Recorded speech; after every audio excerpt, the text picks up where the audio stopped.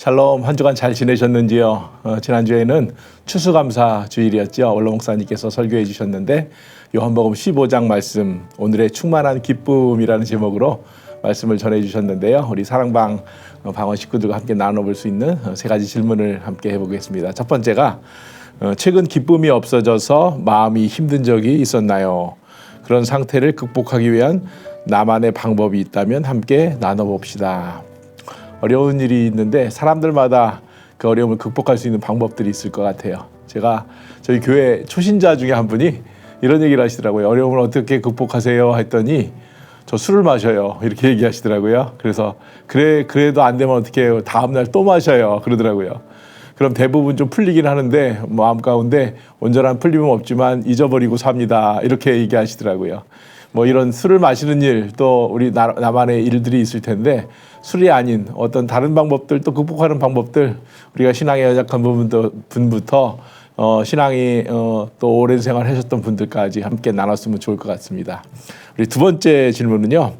원로 목사님께서 그 성찬식이 있어서 아주 빠르게 설교를 하셔서 다 일부 때는 이렇게 전달을 못했는데 5가지 목사님이 원고를 주셔서 5가지 힘이 된 것들, 기쁨에 대한 것들, 이 기쁨을 통해서 어떤 것이 나에게 힘이 되었는가를 좀 봤으면 좋을 것 같아요.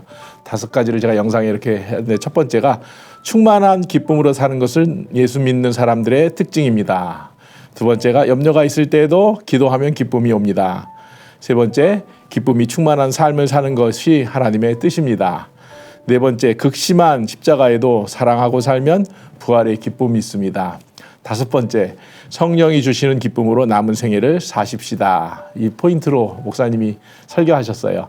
그런데 이제 어느 부분은 1부 때는 어느 부분을 강조하고 2부 때는 또 다르게 설교하셨지만 이 5가지를 한번 읽어보시면서 나에게 힘이 되는 것이 어떤 것이 있었는가 함께 나눠보는 그런 시간이 됐으면 좋을 것 같아요. 세 번째 질문은요.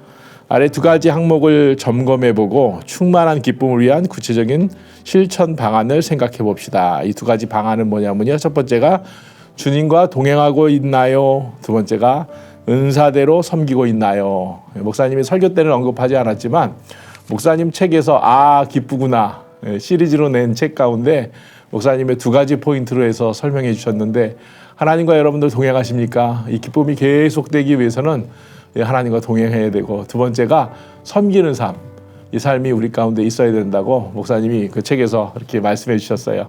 목사님 책이라 목사님 늘 하시는 말씀, 오늘 요한복음에 사랑하며 삽시다. 사랑할 때 기쁨이 있을 수 있고 이 충만한 기쁨이 계속 지속되기 위해서는 이 2가지 포인트를 꼭 기억하셔서 여러분들의 삶 속에서 꼭 적용했으면 좋을 것 같습니다.